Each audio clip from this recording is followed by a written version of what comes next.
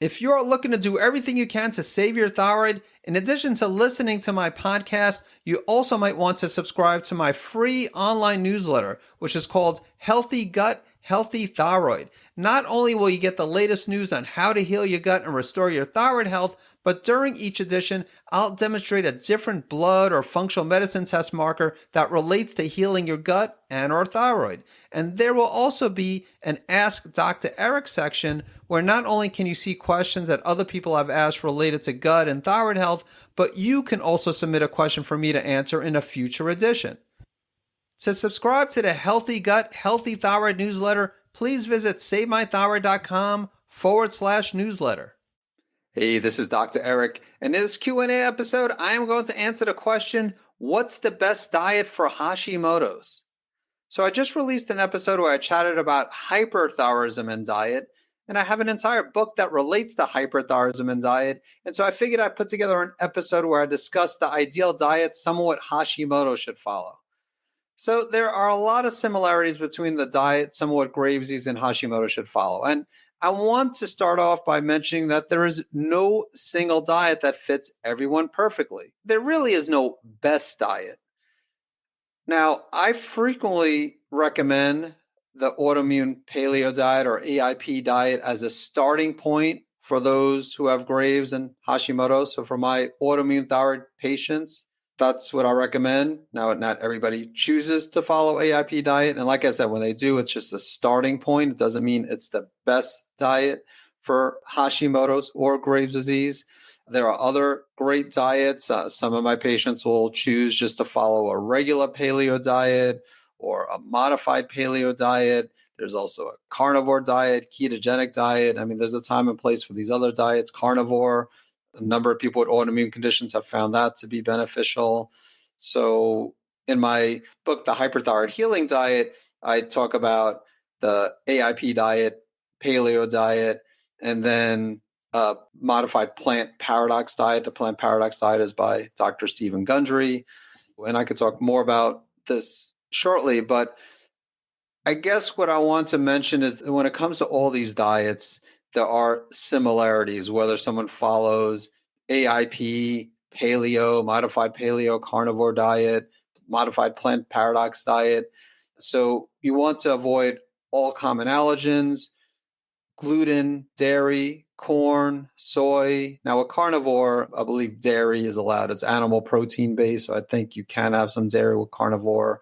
And even with plant paradox, some dairy is allowed. But typically, I will recommend to avoid dairy while someone is healing, avoiding refined foods and sugars. So all these diets would recommend to avoid refined foods and sugars. Ideally, avoid unhealthy oils like corn oil, canola oil, peanut oil, sunflower oil, cottonseed oil are some of the more common examples. So you really want to focus on eating whole, healthy foods, regardless of what diet you're following. So when it comes to an AIP diet, additional foods are excluded. Eggs, which are really a healthy food, nutrient-dense food, but those are excluded because eggs are a common allergen, and then there are compounds in the egg whites, which could cause problems in some people. And again, not everybody, but that's the purpose of an elimination diet. It's not that all of these foods are going to cause problems in everybody. It's just that even forget AIP, eggs are typically excluded with other types of elimination diets as well. Nuts and seeds also commonly excluded with elimination diets, but it really depends on elimination diet. The reason why they're not included in an AIP diet is because they can be harsh to the gut. And when I dealt with Graves' disease, I was eating nuts and seeds. I was following more of a regular paleo diet because at the time in 2008, when I was diagnosed with Graves' disease, there was no AIP diet. And so I was eating just kind of a regular paleo diet. I wasn't a big egg eater, but I definitely was eating nuts and seeds on a regular basis, hit a roadblock, and decided to take a break from nuts and seeds for a few months. And again, sometimes I do see this with my Graves and Hashimoto's patients where they also choose to eat nuts. I just recommend just taking a break from them. Why not just follow AIP initially if someone's willing to do that? And then nightshades. Nightshades are excluded from AIP. I recommend taking a break from nightshades regardless of what type of diet you're following, just because in a subset of people, they can be inflammatory. Once again, they do have some great health benefits: tomatoes, eggplant, peppers, So I'm not recommending to eliminate these permanently, but initially while healing, I would say not to eat the nightshades. Again, not everybody listens, and some people will eat them. Some people do fine. Some people don't do fine. And similar with grains and legumes. So grains and legumes are not only excluded from an AIP diet, but from a paleo diet as well. Now, when it comes to a plant paradox diet, legumes, properly prepared legumes are allowed. And legumes are a great source of protein. They also help to support the gut microbiome. So there are some really good benefits of legumes. They just can be harsh on the gut. But if you do properly prepare them, that'll minimize the negative impact that it'll have on the gut. And grains are excluded from AIP, from paleo, obviously from carnivore and ketogenic too. When it comes to plant paradox, minimal grains like white basmati rice is allowed, sorghum's allowed. But for the most part, you want to take a break from grains just because, again, they could also be harsh on the gut. And we'll talk about even gluten-free grains. So not just gluten, but gluten-free grains as well. So the question is, what can you eat on these diets? And so when it comes to an AIP diet, or again, in my book, Hyperthyroid Healing Diet, I talk about level 1, level 2, level 3 diets. And level 3 diet is kind of like a modified AIP diet. And again, the book obviously is Hyperthyroid Healing, and this episode is focusing on Hashimoto's. But like I said, there's a lot of overlap between the two. So when it comes to AIP, meats allowed, so beef, lamb, pork, poultry, so chicken, turkey, organ meats, fish, and other seafood, ideally lower in mercury. And also in the book, I talk about not too high in iodine. Now, again, there are other books that talk about that too. I'm not as extreme when it comes to iodine. Like some books will say 200 micrograms or lesser iodine. Again, it really does depend on the person. There are some people who are super sensitive and do better with real low amounts of iodine, but I don't find that to be the case with everybody. So that's just my approach. But wild salmon, sardines are examples of fish that are not too high in iodine. On the other hand, certain shellfish, such as oysters and lobster, higher in iodine. Again, doesn't mean that everybody needs to exclude those, but I usually recommend not consuming those initially, at least. Vegetables, most vegetables, excluding nightshades. Fruit, preferably lower in sugar. Fruits such as wild blueberries, strawberries, cranberries. Mushrooms are allowed. Cassava is allowed. Green bananas, green mangoes, green plantains, jicama, parsnips, rutabaga, sweet potatoes, taro, tiger nuts, turnips, yucca, coconut products, including like unsweetened coconut yogurt. Best if you make your own, but unsweetened coconut yogurt, coconut milk, coconut kefir.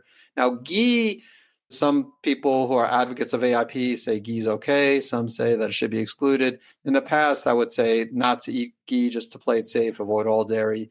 But it's rare that someone can't tolerate ghee.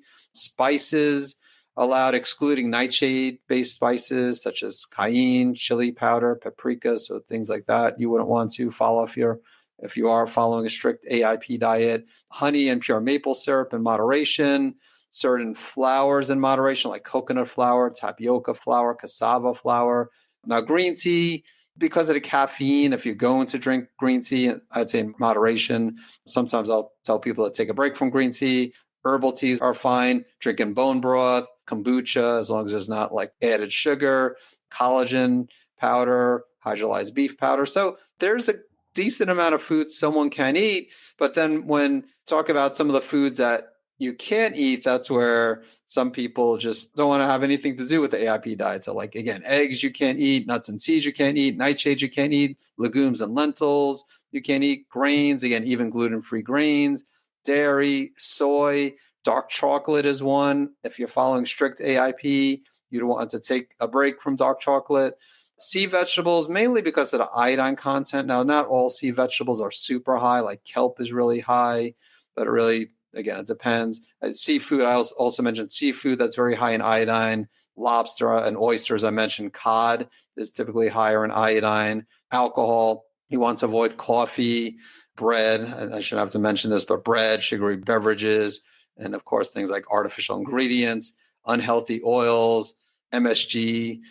So those are the foods that you can and can't eat on an AIP diet.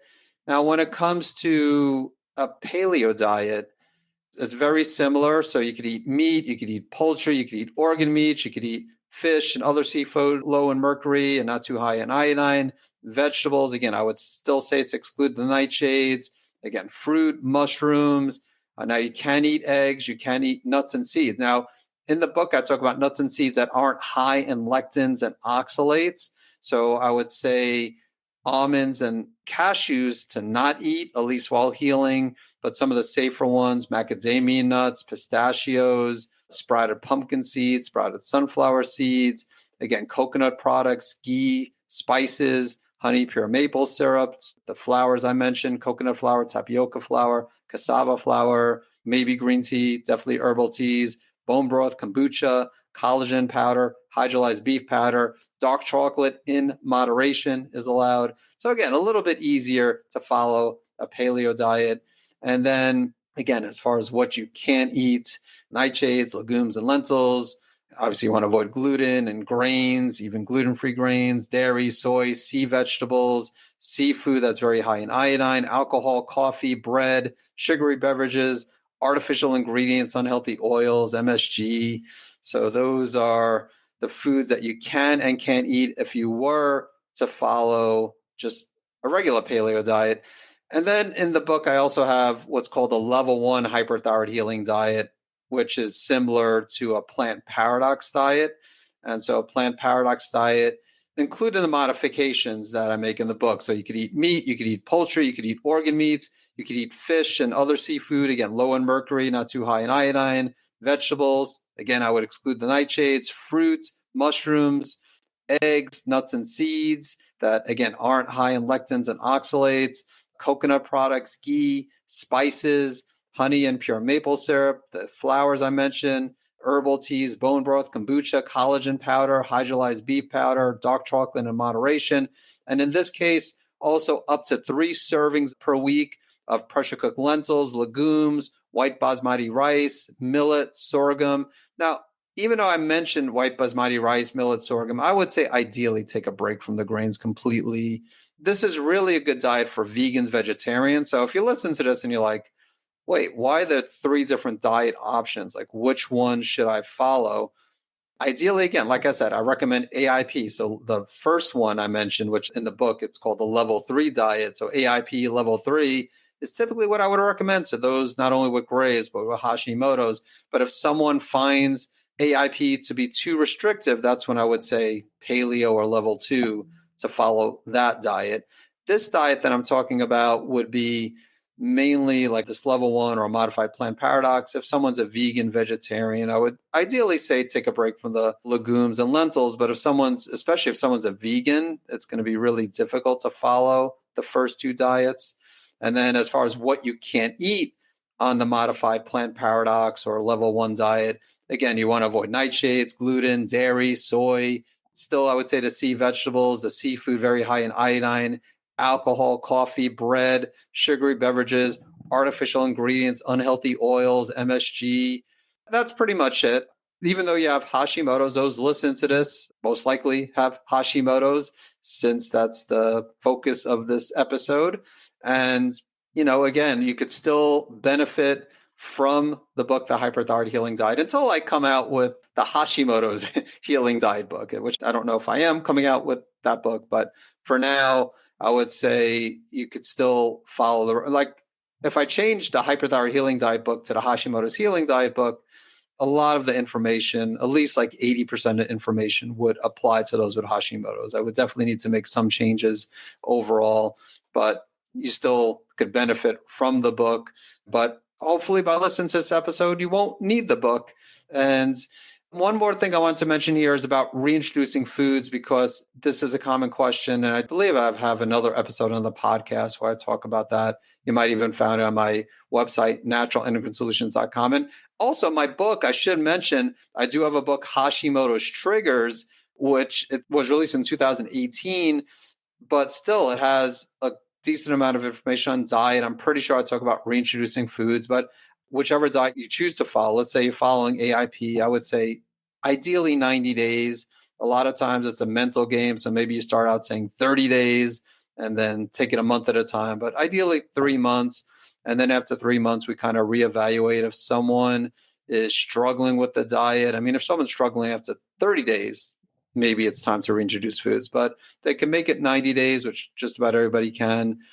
Then at that point, you could either reintroduce foods or you might say, you know what, I'm feeling great after 90 days. Maybe I want to go a little bit longer, even though it's not a permanent diet. Some people do go longer than the 90 days, but you want to reintroduce foods one at a time every few days.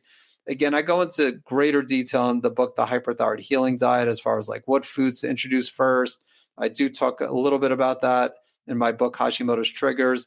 I will say Dr. Sarah Ballantyne, she has an article, like if you just go onto Google and search for Paleo Mom or Sarah Ballantyne updates to the autoimmune protocol, you'll find her stages of reintroduction. So check that out. I mean, Dr. Sarah Ballantyne, I had her on the podcast last year. She has a new book, Nutrivore.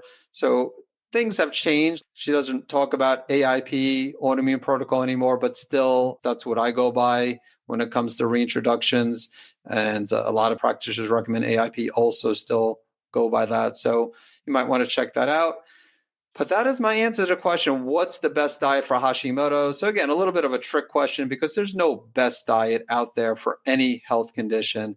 As I mentioned, I start patients out with AIP, those with Hashimoto's and Graves. Some people choose to start out with paleo, and then if someone's a vegan vegetarian, then they might follow the modified plant paradox diet.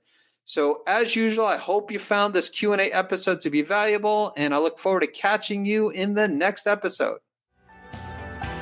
Thank you for listening to the Save My Thyroid podcast. If you haven't done so already, make sure you hit subscribe to stay up to date on the latest thyroid health-related topics. And to get your free thyroid and immune health restoration action points checklist, visit SaveMyThyroidChecklist.com. Thanks so much for tuning in.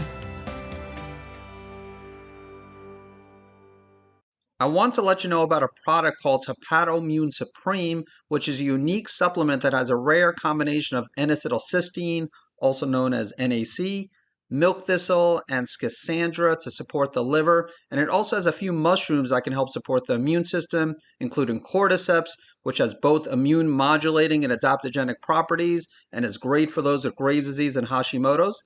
To learn more about Hepatoimmune Supreme, visit SaveMyThyroid.com/liver support.